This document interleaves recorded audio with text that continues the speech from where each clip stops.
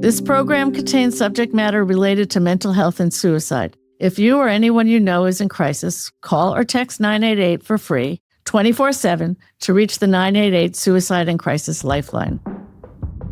When we look at the scale of how many users are using these chatbots, which is millions and millions of teens, and we look at some of the engagement features that drive the use of these chatbots and sort of this inability to understand real-world context, to understand real-world risk, this feels like the tip of an iceberg, unfortunately.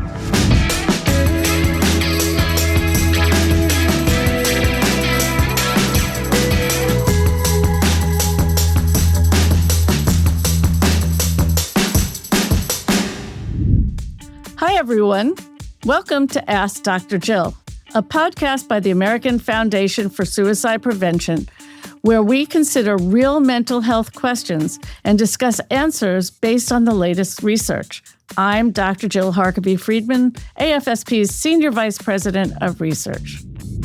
These days, everyone's talking about artificial intelligence, or AI. And while it feels like we've heard everything on the subject, there are still crucial questions left unanswered, especially about how it affects our mental health. Today, we're going to explore some of those questions. Mainly, are AI chatbots dangerous for teens? And we've got the perfect person to discuss this. Robbie Torney, Senior Director of AI Programs at Common Sense Media.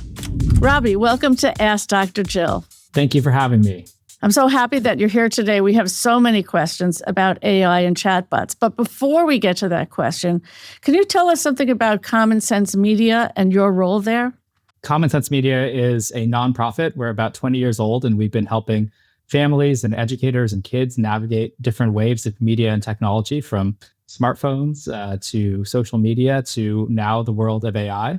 And as Senior Director of AI Programs at Common Sense Media, I get to lead the team that does AI risk assessments, which are in-depth research on how AI systems that perform on different topics and help kids, teachers, and families with different things. There's other parts of my job, but that is probably the most relevant one for our conversation today. Wow, that's a lot right there. And how did you end up at Common Sense Media? What did you do before? I'm an educator by trade. I was a kindergarten teacher for about 5 years and a school principal. I founded a school, and I was ultimately a district administrator when I got a call asking me to consider applying for a role at Common Sense Media. You know, there's many parts of being an administrator, I think, that overlap with the work of thinking about the impact of media and tech on kids. I navigated the last ed tech revolution and the rollout of one-to-one devices in schools, and also have done extensive work with students with special needs. So I think I have a unique lens on the work of AI and its impact on things like mental health and on kids and families. And I think one of the important things for the audience to hear is you don't have to be a technologist to have an opinion, an informed opinion, and a role to play in thinking about AI's deployment. And I get to work with many amazing technologists and ethicists and philosophers and people across the spectrum of trades, but everyone has something to contribute in this space. So we're going to have a real conversation here, but we're like we said in the beginning, we're going to base it on the scientific evidence. So I also want to say that it sounds like you have natural intelligence and you're a techie. So for those who don't know, what is an AI chatbot? That's a great question and a great starting point. AI chatbots are systems that you can interact with, and there's lots of different kinds of AI chatbots. But I think for our conversation today, we're going to be talking about generative AI chatbots, which generate new or new sounding ideas or content. That can be text content, it could be voice, it could be video, it could be images. And these systems are trained on huge amounts of data from the internet that'll allow them to replicate patterns that exist in the training data. There are chatbots that are general purpose or multi-use, like ChatGPT or Claude or Gemini, that can do lots of different things. And then there's chatbots that are tailored and more specific, that might do things like customer service support or tutoring or other things like that. And we're going to be talking about a range of different chatbots that can be used for emotional support and mental health support, as well as other things in some cases. So it's like it generates conversation, but it's based on what other people have said in before on media and things like that. Is that right? Yeah, unlike you and me, where we're thinking about an idea more broadly, chatbots are just predicting the next word or phrase that is statistically most likely to come next in a text sequence. Now, there is a little bit of randomness in there. That's what makes them creative. So it's not exactly following patterns and training data. Sometimes people compare them to really smart parrots. And I think that can be one way you can think about these models. They're producing language based on what they've heard before. They're producing things that sound plausible and maybe sound correct, but there isn't that same level of thinking or reasoning that goes into forming thoughts or conversations that you would get when you're talking with another person. Now, models are, of course, always developing and they're gaining new types of capabilities, but I think it's just really important to recognize that the outputs of models at this point in time are not really rooted in thought in the same way that people's conversations are. So basically, they're not people. They can act a little bit like people, but it's not a real conversation. So can you give some examples, like specific examples, maybe even something kids might use, a chatbot? Yeah, Common Sense Media research shows that kids are using chatbots for lots of different things. A lot of times parents think about schoolwork, and kids are definitely using chatbots to help with homework, or in some cases complete their homework. But kids are using chatbots for other things too. They're using chatbots to get entertained when they're bored. They're using chatbots to tell them jokes. They're using chatbots to form relationships or have an AI girlfriend or boyfriend. And I think it's just really critical for folks to recognize that the majority of teens, over 70% of teens in the US, are using chatbots. Over 70% of teens, 3 in 4 teens, have used chatbots for companionship, which is this use case of getting emotional support, getting mental health support, or having a simulated relationship. And they're using AI quite a lot. 50% of teens qualify as regular users when it comes to this companionship use case in particular. Is it fair to say there are millions and millions of kids using these chatbots? Yes, this is a widespread use of media and tech. It's maybe a little hard to believe that, given that the ChatGPT moment was only about 3-ish years ago, but it's been widely adopted by teens. It's also been widely adopted by adults too. But it is extremely fair to say this is a use case that affects millions of teens here in the US and indeed across the world. And if you think about where chatbots are, they're on Meta's platform. So there's a chatbot integrated into Instagram. There's a chatbot that's integrated into Snapchat. There are the downloadable standalone chatbots like ChatGPT. It's fair to say that there are millions and millions of teens on some of these individual platforms alone. What do you think the effect of these kinds of companion chatbots are on children and teens? And how does mental health play a role in that? It's a big question, and it's one that we've been studying for a while at Common Sense Media. We've been doing research into this companionship use case for over a year now at this point in time. And the headline is that we believe that this is an unacceptably risky use of this technology. We do not recommend that teens use this technology for that purpose. We also recognize that that recommendation doesn't mean that teens won't use this technology for that purpose. So that's like a different part of the conversation. And mental health is a huge reason why we believe that these chatbots shouldn't be used for this particular purpose. I was just wondering, what are the concerns? How does it work that it could take you to a place that may be potentially harmful or negative? It's really critical to recognize that you can get into a cycle of dependency on an AI chatbot without intending to. Many users who have gotten hooked on chatbots have started using them for homework help or for work or for other reasons. I think some of what happens is that the chatbots are designed to be supportive. They're designed to validate your feelings. They're also designed to keep you engaged and to keep you talking with them in many particular cases.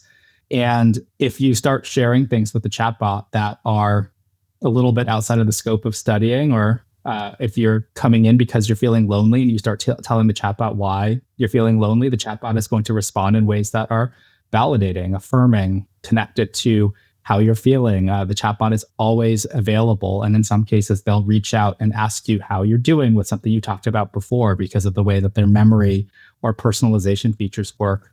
All of that is just a really potent mix and a potent recipe for having ongoing connections with chatbots. So when you say they're always affirming, can you give an example of that? Like, how could that be bad to always, have somebody supporting what you're saying?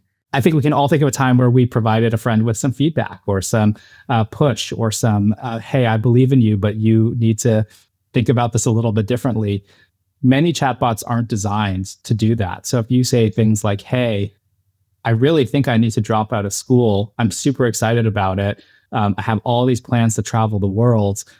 A chatbot might not push back on that and might not say things like, hey, like that's a really big decision, or like you really need to talk to your parents about that. The chatbot might say, yeah, that is so exciting. Traveling the world is great. You should think about doing that. And that sort of, sometimes we talk about chatbots being a mirror. You get out what you put in. So if you're putting in excitement, you might get excitement back. If you're putting in worry, you might get worry back. And that constant validation, that constant agreeableness is super different than the way that people function in their relationships. That lack of friction is one of the reasons why it can be, pleasant to talk to chatbots. Users of all ages report that they like that. They like not experiencing pushback. But at the same time, it doesn't really set kids and teens up for real relationships if the thing that they're talking to on the other side of the screen isn't pushing back on them, especially when they're in a situation where they may be at risk of harming themselves or harming others. So how do kids not know this? How is it that they end up following these pathways in the chatbots instead of, putting the brakes on it and saying, oh, that doesn't make sense? I mean, how does that work? Our expert collaborators, our child development specialists and psychiatrists and psychologists tell us that, teens' brain chemistry and brain pathways are still developing, actually up until the time that they're 25 years old. And the emotional systems associated with people's brains develop much more quickly than the control pathways associated with people's brains. I think that we've all experienced interacting with a kid or a teen who is having big feelings. And if you think about sort of the mismatch between your emotional development and your cognitive control development, that might explain it. But if you are getting validating feedback, which in particular in the teenage years, your brain is primed to receive. You think about long-standing messaging during the teen years about peer pressure. You think about long-standing ideas about wanting to fit in and explore your identity. Those are all things that you can do with a chatbot as well. And if the responses that you're getting back from that chatbot are very pleasant, very affirming, not pushing back on you, not having you feel some of the social pressures or social frictions that you feel when you're engaging in schoolwork, that could be a really lucrative and really engaging mechanism by which you can get drawn into talking to chatbots. How does it happen that a chatbot could lead someone down a path, let's say, even to think about or act on suicidal thoughts? So as I mentioned, chatbots don't recognize the full context that's going on in a user's life. They don't recognize the relationships that they may have outside of school. They don't have accurate data on what things are like at home or the mental state of a user. They're predicting patterns based on what you're putting in. And if you're putting in to a chatbot a lot of feelings of sadness and hopelessness, feelings of despair, that might be reflected back on you, using the chatbots as a mere mechanism or metaphor. And those ideas may be reinforced as well and brought up time and time again. So for example, in our testing of the Meta AI chatbots, we saw that the Meta AI chatbots would actually remember the most difficult, the most challenging, the most concerning things you shared with the chatbot, and then they would bring them up independently to re-engage you. So for example, if you were saying, I really think that I am too fat, I really want to lose some weight, the chatbot would later on be like, hey, do you want some diet advice? Do you want some tips on some influencers you can follow? And when you think about sort of the compounding factors of that and the constant reminders of how you may be feeling that the chatbot is mirroring back to you, that could get you into a darker space. It could prevent you from seeking help or talking to other people. And that cycle of dependency could ultimately lead you to self-harm, and I think, or tragically suicide. And I will say, as many of your listeners will know, this isn't theoretical. This is a well-known challenge at this point in time where there are too many families who have tragically lost children to suicide as a result of their dependence and engagement with AI chatbots. Yeah, I mean, it's really sad that, how many kids do you think have actually taken their life as a result of interacting with the chatbot? Any idea? I mean, at this point in time, I think we have between 5 and 10 known cases, but that's just based on, litigation at this point in time. And I think one of the things that we hear time and time again, I was just talking with a psychiatrist last week who was talking about a patient that she received, inpatient, who had made quite a serious attempt at suicide. And the parents didn't have any indication that their child, was expressing suicidal thoughts or feeling that way. And it was only when they went into her chat history that they found that she had been talking with ChatGPT in this case for a very long time about, her feelings of hopelessness and also her plans to make an attempt on her life. So I think when we look at the scale of how many users are using these chatbots, which is millions and millions of teens, and we look at some of the engagement features that drive the use of these chatbots and sort of this inability to understand real world context, to understand real world risk, this feels like the tip of an iceberg, unfortunately, in terms of the cases that we know about at this point in time. And it's one of the reasons why we strongly believe that companies should turn off the ability for teens to have these mental health conversations, these emotional conversations with chatbots, particularly because they don't behave the way that real people, caring adults or trusted friends would actually behave if they were hearing similarly concerning information. So you said something that's really important because, one thing about suicide is it's very complex and it doesn't come out of the blue. And you mentioned that young teen who actually had been thinking about suicide. So I think it's really important to think about what does contribute to suicide and how does an actual suicide attempt happen, particularly when somebody dies by suicide. So it's not that every child who's says something negative about their life is going to go down that pathway. So when we think about suicide, we think that there are some things that make someone more vulnerable to a moment of risk. So having a mental health condition like depression or psychosis or substance use, using drugs and alcohol. In addition, having a physical problem, a chronic health condition, pain, having experienced abuse, having a family history, and or genetics. Those aren't the same. And it could be that you've had a head trauma. And so there are a lot of factors that go together to make someone potentially at risk in a moment of crisis that usually relates to something like some kind of precipitant some kind of social stress. It could be ongoing stress, or it could be something that happened like in the moment. And often for kids, but also for adults, it is something that happens in the moment. Now, in most cases, if you have a person who's at risk and they have a crisis because of something social, as long as they don't have access to something that could lead them to take their own life, they will survive it. And we know that people get through these moments and they may never act on it. But when you do have access to lethal means, that's where when you have someone who's already vulnerable, doesn't mean they're at risk until the crisis, then they have this suicidal crisis. Their thinking gets really like, there's nothing for me here. I have no way to escape. It's never going to stop hurting.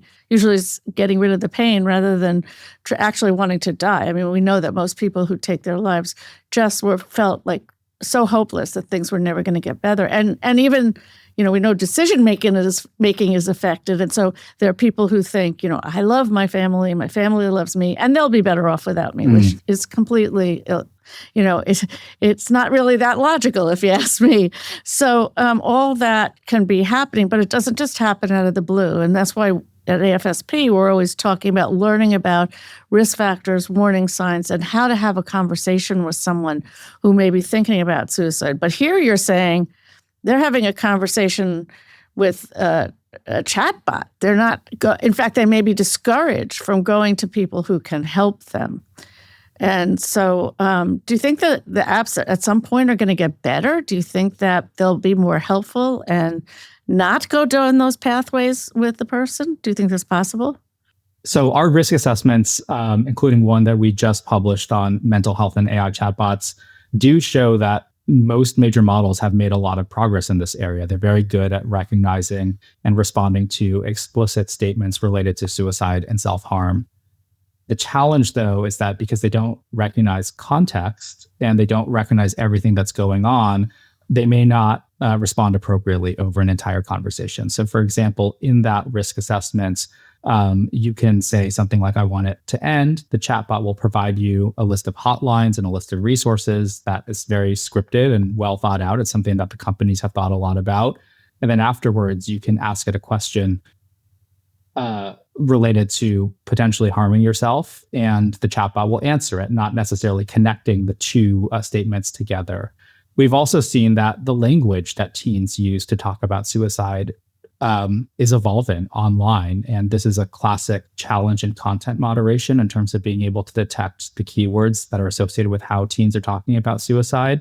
And what that means is that if teens are talking about harming themselves in ways that are coded or not as explicit, the models may not be able to detect that, connect that context to the broader conversation, and then provide these resources appropriately. So we call this missing breadcrumbs. It's not a technical term, but the models aren't always able to piece together signs that a user may be in crisis, going through something, planning to hurt themselves. And it's a major weakness related to using AI for mental health support. And then the second thing, which I think you would probably know better than I do, and maybe can give the audience some stats on this, is just providing the hotline alone doesn't mean that a user is actually going to call it. And I think we've seen some research that shows that many times users just ignore the provided hotline and continue the conversation. And that willingness to continue engaging without being like, no, like, I'm super worried about you, I'm not going to let that go. Like, just imagine a real person doing that. You say you're going to hurt yourself or you're going to take your own life. And then the person says, hey, I'm super confused and super worried about you. Like, I really want you to get help. And then you say, no, but tell me more about how I can do that. And it keeps talking to you. Like, that's not how people work. And I think that's like a concrete example of why these systems can be so dangerous when users are in very vulnerable states. It's so interesting because we have our whole campaign and our motto is, talk saves lives, but it's not just talk. It has to be interactive talk, like a chatbot is talking to them, but it's not what we want them to say. Whereas when somebody can actually open up to another person, and this is in part why hotlines and crisis text line work, that actually relieves some of the pressure of someone who's feeling in crisis and suicidal. Whereas I imagine if you say, okay, well, let's talk about how terrible things are and, things that you can do to get away from it, that's not helpful. And so having a person, like you say, who, I love the idea of friction, but I don't think of it as friction when somebody's helping you and saying, wait a minute, tell me more. What are you feeling? What have you tried? Do you want anything from me? How can I help you? I can call the hotline and talk to them for you in the beginning. So can you say something? Because I understand that chatbots can also be helpful.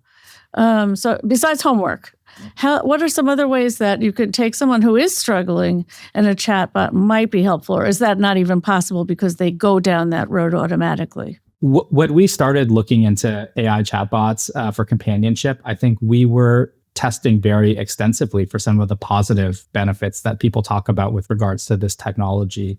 The ability to support with loneliness, the ability to support with self-reflection, the ability to have something available to talk to at times where you may not have access to a person. People also talk about contexts where care is really restricted at this point in time. I think that there's some crazy stats out there, like there are 17 psychiatrists for every 100,000 people in this country. So like access to care is a real challenge. And we started off our testing looking for positive aspects of chatbot use. And I think, unfortunately, our recommendation that no minor use chatbots for mental health support and advice at this point in time is borne out by the continued research that we do that just shows that these systems don't function the way that they are intended to in those contexts. Now, is that saying that will always be the case? No. And I'm sure that there are some very smart and very scientifically informed people that are working on developing chatbots that do a better job of responding to crisis content, of connecting people to real world resources. You're starting to see companies begin to involve human moderators in particular situations to be able to make judgment calls that chatbots might not be able to make on their own. All of that's positive, and our recommendation still stands right now that those use cases aren't particularly helpful. Yeah, actually, we have a whole program with NAMI, National Alliance for the Mentally Ill, called Seize the Awkward. It's completely online. Now we have some in other spaces as well. But the whole point is giving teens and young adults ways to start that conversation, maintain that conversation, how to reach out if you're struggling, or how to reach out to someone if they're struggling, and what to do to help them. So, and we have lots of programs at AFSP that do that as well. So you at Common Sense Media have published a few reports that talk about the risk assessment based on your research. And listeners can find that link in the show notes. So please feel free to go there. What do they advise parents above and beyond what you've just said? Anything else that they suggest? Great question. So first, be aware that teens are using AI for companionship and that this is a very common use case. So know what it is and know why they're using it. 2 is have that proactive conversation with your teen. Hey, I've heard that people are talking with AI chatbots about their feelings. Do you know anyone who's doing that? And just explore it with them and help them understand, as we've been talking about in this conversation, why AI chatbots will respond differently than people do and why that may not be safe for teens. And 3, then use that to develop some agreements with your teen about how they will use AI. We know that us saying that teens shouldn't use AI for companionship doesn't mean that teens will stop, but it's through those parent conversations that you can really change teen behavior. Long-standing research on media use with teens really does show that teens are looking to the adults in their lives, that's their parents and their teachers, to be role models for how to engage with new types of technology. There's nothing to suggest that this type of technology is going to be any different. And you don't have to be an expert in using the technology to be able to see where there are risks associated with technological use. So the last piece of advice I would give to parents is don't be intimidated just because it's AI. You have a lot of lived experience about navigating the world, about thinking about what's risky. Your brain is more developed than your teen's brain is and will be for a while. So it's just important to recognize that you have a lot of insights in this area as well, and a lot of good instincts that you should follow. And I just want to add something that I find myself sometimes saying, which is parents aren't always the person that kids will go to. So if you aren't the person that your kids will go to, but you know who they will go to, have a conversation with them and ask them to have that conversation with your kids. And again, they don't have to be knowledgeable either, but know who their go-to people are. And, you know, it takes all of us to help save lives. So just want to suggest that. So a couple of months ago, you got to testify in front of Congress on behalf or with some of the families who've lost their kids to suicide. Can you tell us about that? Yes. First, I mean, it was just like an incredible honor and privilege to be able to support the brave parents who were testifying in front of the Senate subcommittee.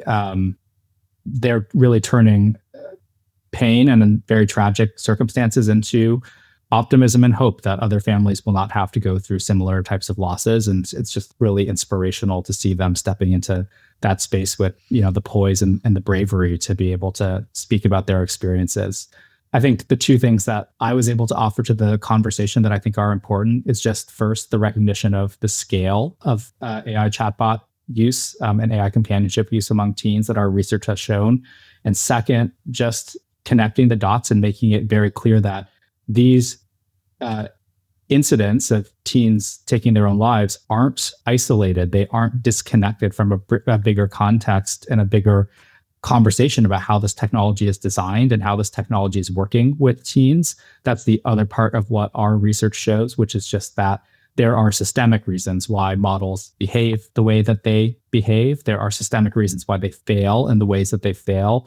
And it's not on individual parents, or it shouldn't be on individual parents, to have to determine whether a chatbot is safe for their children or not. You know, I was sitting right next to Matt Rain, father of Adam Rain, one of the parents who are, you know, suing OpenAI for the role that ChatGPT played in his suicide. And I think one of the most striking things that he speaks about is that they gave ChatGPT to Adam for homework help. when he was out of school, I believe, for an independent study. And he fell into this cycle of dependency and information seeking that ultimately resulted in him taking his life. But it shouldn't come down to parents having to be aware that this chatbot could cause your teen to lose their life. That responsibility falls on the companies, and it falls on the government to regulate the technology so that parents don't have to make that decision on their own. It's funny because I often say artificial intelligence. Is it artificial and is it intelligence? And I think when you're saying that it's up to the programmers, can they do something so that these kinds of things don't happen? Because it doesn't seem very intelligent. Yes, these companies do have the capability to do things and have shown repeatedly that they have the capacity and expertise and capability to do amazing things with technology in terms of already restricting chatbots from engaging on a variety of different topics. You can't go on ChatGPT and ask it for instructions to make a novel bioweapon. You can't go on ChatGPT and have it give you instructions on how to make a nuclear weapon. Those are areas that are sensitive for national security reasons, and as a result are quite guardrailed. Similar efforts and similar attention need to be paid to these other types of interactions that users are having on these platforms at massive, massive scale. I know I've been talking about teens because kids and teens are our focus at Common Sense Media, but this affects adult users as well. And until that energy, time, attention, conversation about whether this is actually even an appropriate or healthy use of AI, more scientific research into whether or not there are benefits of talking to AI chatbots about your emotions or particular mental health challenges. Until that work is done, if those capabilities continue to be deployed at a population level across all mental health topics, not just suicide and self-harm, we're talking about a massive experiment, at least on the current generation, but on the population at large. And that is a place where regulators need to step in to make sure that if that there are benefits of this technology, that those benefits can be realized without harm, preventable harm to many, many people. So, Robbie, would you say that chatbots are dangerous for teens? For some teens, AI chatbots are going to be too dangerous. And I think parents are going to recognize some risk factors that might show that their teen is not ready to use a chatbot. And that could include being isolated, not having a lot of friends, having had a major life transition, having mental health concerns, or being over-dependent on tech in general. We do continue to rate the use of AI for mental health and emotional support advice, this AI companionship use case that we've talked about, as unacceptably risky across the board for teens. So there, the answer is yes. And if there was any pause, it's those multi-use chatbots. They can be used for so many different things. They can be used for homework help, but they can also give you dating advice. They can help you create new media, and they can tell you how to harm yourself. It's just really important for parents to have those conversations with teens about how AI companions, AI friendships, AI interactions are different than real human conversations and real human interactions, so that teens start to develop a little bit of that critical literacy that they need to have about how they will and won't use AI chatbots themselves. And if you're worried about your child for any reason, have a conversation. Talk to your pediatrician and let them have a conversation. Have a family member have a conversation. Would you say that if you're worried about your teen or child, that's a really good time to say no? That, let's have a conversation about it rather than chatbots? Yeah. If your child is vulnerable in any way, if you are worried about your kid, if you're worried about their mental health, if you're worried about their connection and fitting in at school, those are really important risk factors to pay attention to. And those are also calls for you to create opportunities for your kids to develop some of the real world connection. I think it's still early in the AI era, but just like with smartphones and just like with social media and just like with tech overdependence in general, some of the strongest antidotes that we've seen in research on those domains are real world connection, putting the phone away, spending time without your device, doing real things with real people. it's probably quite likely that we will see some similar interventions like that can be quite helpful for kids and teens who need more real world connection to thrive. Thank you so much, Robbie, for joining me on Ask Dr. Jill. Thanks for having me, and thanks for the really important work that you all are doing. And to our audience, if you have questions related to mental health or suicide prevention, please submit it by following the link in the show notes, and you may see it answered on the show. If you're not familiar, the American Foundation for Suicide Prevention, or AFSP, is America's leading suicide prevention organization and the largest private funder of suicide prevention research, with local chapters in all 50 states, D.C., and Puerto Rico. AFSP offers education, loss support, and advocacy programs and events nationwide, including our Out of the Darkness walks. You can learn more about AFSP at afsp.org. And if you or anyone you know is in crisis, call or text 988 for free, 24/7, to reach the 988 Suicide and Crisis Lifeline.